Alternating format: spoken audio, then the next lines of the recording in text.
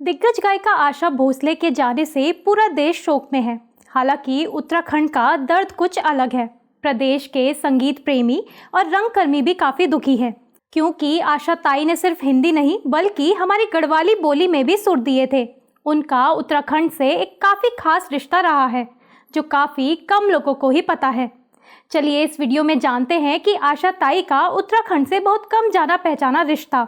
साथ ही जानते हैं कि उनकी एक अधूरी इच्छा के बारे में, जिसके लिए उन्होंने मंत्री सुबोध उनियाल से भी निवेदन किया था।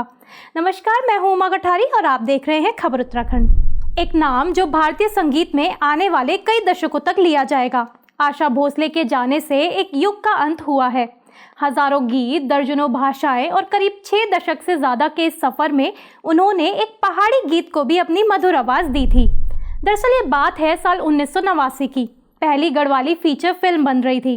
तब नाम था ग्वेर छुआरा। बाद में इसका नाम जन्मों को साथ रखा गया था।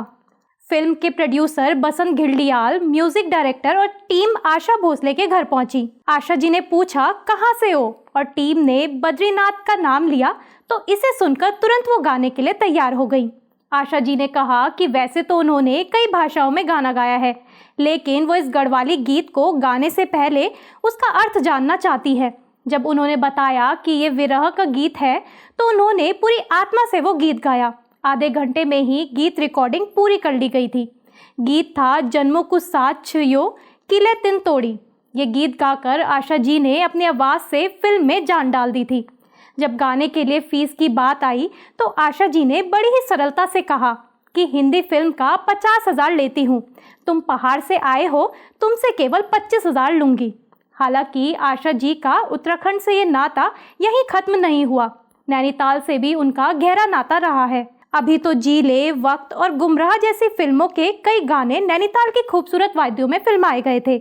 ओ लाली है तू, सवेरे वाली, दिन है बहार के, तेरे मेरे इकरार के, इन फिल्मों के भी गानों को नैनीताल में ही फिल्माया गया था, जिनको आशा जी ने अपनी आवाज़ दी थी।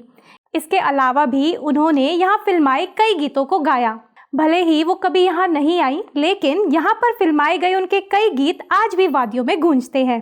गीतों के अलावा आशा जी के मन में एक और इच्छा थी, जो अब अधूरी रह गई। करीब 2 साल पहले मुंबई के यशराज स्टूडियो में आशा जी की उत्तराखंड उर्दू अकेडमी के पूर्व अध्यक्ष अफजल मंगलौरी से मुलाकात हुई थी। जब आशा जी को पता चला कि वो हरिद्वार से हैं, तो वो बहुत खुश हो गई। उस दिन उन्होंने कहा था, मैं हरिद्वार आना चाहती हूँ, गंगा किनारे बैठकर माँ गंगा की आरती और स्तुति गाना चाहती हूँ।